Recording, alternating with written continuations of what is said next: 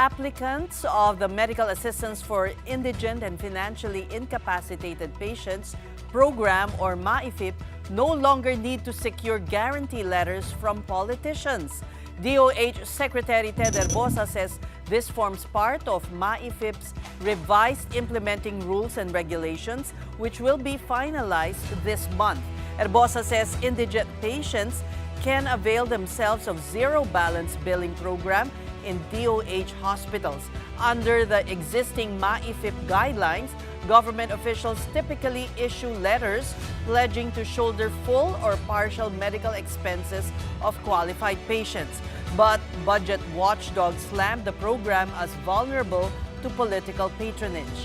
Despite this, Congress allocated 51 billion pesos for MAIFIP in the interest of 1.1 million patients relying on it. Lawmakers inserted a special provision banning political involvement in financial aid programs. Herbosa clarifies, though, that officials can still issue letters, with private hospitals having the option to accept or reject them. And joining us tonight to discuss this further is Department of Health Secretary Ted Herbosa. Good evening to you, Secretary Ted. Good evening, Sas, and thank you for having me in the news. Actually, a lot of issues to ask you, including the super flu, but let's focus first on MAIFIP. How will, because the new budget also says politicians are now banned from participating. So how will this come about? Yes, Section 19 of the General Appropriations Act Special Provisions prohibits the elected officials from intervening in the disbursement of this particular medical assistance for indigent and financially incapacitated patients fund program. So basically, what patients should do now is to go to the social worker in the hospital, to go to the hospital director or to the regional director of our Department of Health offices to access medical assistance for indigent funds. Remember, we are already implementing what's called the zero balance billing in Department of Health hospitals. This is 83. And what is also good in the new budget is that the legislators allocated 1 billion pesos so we could expand the ZBB program to local government unit-run hospitals. Okay. So these are government hospitals run by cities and provinces. So ang mga kababayan natin, hindi na kailangan lumapit sa kanilang congressman para humingi ng guarantee letter. And hospitals will not accept guarantee letters anymore? Is that a fact? Yeah, well, actually, the system, we never really used the guarantee letter. So basically, the Department of Health ties up with let's say, a local government hospital and disburses funds to them for assistance of their patient that are either indigent or financially incapacitated. So this is how the program has been running. This is in support of the support value of PhilHealth, because we've been trying to increase the benefits of PhilHealth, but it's still not enough to cover the expenses. So previously in the past administration, we had what was called no balance billing, but you have to prove you're indigent. So today, last year, the president changed that and said, if you are admitted in the basic accommodation or wards of DOH hospital, your bills are paid for already. You will have zero balance billing. So this is the zero balance billing program. This is funded by funds for the DOH, which is the maintenance operating expense and the salaries of doctors and nurses, with PhilHealth reimbursement and MAIFIP funds. Okay, but Secretary, just to follow up on Ces's point, no, this only applies to DOH-accredited hospitals, right? Because you were also earlier recorded as saying that kung private hospital ito at kumuha ng guarantee letter, anyone can actually get a guarantee letter and they're free to do it. And private hospitals, it's their discretion whether or not to honor those. Can you clarify? No, because I was asked, because there was a question. Can people still issue a guarantee letter? Of course, anyone can issue a guarantee letter, but they will be the ones to pay for that guarantee, not the Department of Health. So the Department of Health, the patients can go directly to the Department of Health to access assistance for funds. If they're in a private hospital and they don't have funds, they can go to a DOH facility and DOH office, and then they can ask for assistance, and we will use the medical assistance for indigent patients for their financial problems. What about request letters? Just to follow up, Secretary, can politicians issue request letters to the DOH na i-assist itong pasyenteng ito? And how will that work? Will they be prioritized? The law did not specify about request letters, and I have no problem getting a letter from an elected official asking for assistance, and we will use the government funds that are necessary to assist these patients if they truly need financial assistance. Okay, so to your earlier point, just to clarify again, what if the DOH hospital, accredited hospital, does not provide the service that a patient needs? Can they ask the DOH for help to pay for their bill in a private facility?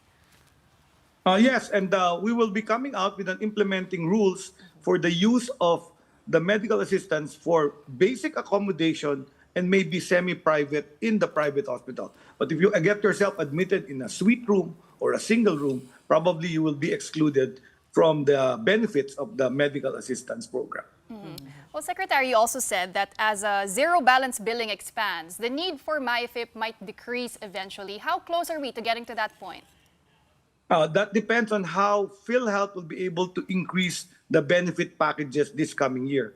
This year, we target to implement the diagnosis-related group reimbursement system. Right now, it's a case rate. So if you have pneumonia, there's only one fee for pneumonia. So what we will do with the diagnosis-related is if you have pneumonia, diabetes, heart disease, all combined together, the reimbursement will be higher. So this will be a more appropriate reimbursement mechanism, and I'm sure the hospitals will be happier to be repaid on this type of mechanism. With this system, I am thinking that the need for MAIFIP program will decline. Okay, but how is that, Secretary? Because actually lawmakers doubled the amount allocated for MAIFIP, from 24 billion, I believe it became 51 billion, and that has received a lot of criticism. Maybe you'd like to explain from a medical point of view why that had to happen. Because of the zero balance billing was only implemented in DOH hospitals. So they added the medical assistance so that we can implement the zero balance billing in LGU hospitals. So it's like this: as we made the hospital care zero balance in DOH, we had a 20% increase. But we have a limited number of beds. Therefore, we have to coordinate with LGU hospitals and send them our excess patients for zero balance. That's the fund we will use to pay the LGU hospitals that accept our excess patients for zero balance. So we will try to implement in all government hospitals the zero balance billing as the funds come in. So, will our fellow Filipinos also go to their governors or, local officials for referral letters? That's the improvement in the health system and the financing of our health system, that you do not have to go to a politician to get health care. You just go to the government health centers and the bukas centers, Purok Kalusugan. We're also improving our primary care through the Yakap program of PhilHealth. So we're also giving out gamot, which is actually a 20,000 benefit package per year for chronic medications. The hope of this is that we will decrease hospitalizations. And this is proven in other countries that implemented stronger primary health care. So the trust of the president for this coming year is really to increase primary health care. On that note, Secretary, can you give us an update on these health centers that were supposedly ghost, substandard, not completed, that came out in the news recently? Can you clarify whether or not these centers are in the process of being built para po talagang maging accessible ang primary health care? Well, since 2022-23, they have been funding super health centers in many parts of the Philippines. There were about 800 that were funded, and I analyzed all of them. There were only about 200 that became functional. About 500 have been completed. 300 are still undergoing construction. But there are also about 312 that have been completed since last year but have not been made to function. So Because these are the ones that we are now trying to... Walang Yes, personnel. because of lack of personnel. You see, this these super health centers are run by the local government units. And they promised, they signed a memorandum of agreement when this funding was given to them. They signed an agreement that they will hire Yeah. the necessary doctors and nurses that will run this. Unfortunately, some are unable to hire. So there is still a problem with this system, and I'm trying to find ways to correct this. We have a national health workforce support system wherein we deploy doctors and nurses that we pay the salary through the Department of Health. But we give this to the 5th class and 6th class municipalities who really have no funds to pay for hiring. But there are other LGUs that can afford a percentage of their funds for hiring health personnel. Is that because of brain drain, Sec? Because that's alarming. If there are cities and municipalities that actually have the revenue to be able to afford these healthcare workers, but there's none to be found, then how can the DOH step in and help them, kumbaga, as a headhunter?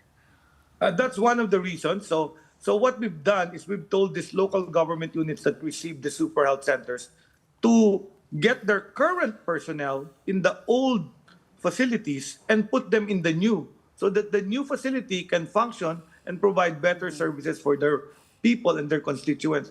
And then we will find a way to repurpose the old one. We can renovate it and improve it, make it a maternal and child care center, an animal bite center, or some other facility. That way, you expand the facilities in the local government unit. The other option is, when I announced this, there were many in the private sector, especially because now that there is a PhilHealth benefit package of Yakap and Gamot, some private sectors are interested to take over these facilities and run them for the LGU. So that's another option we're looking at.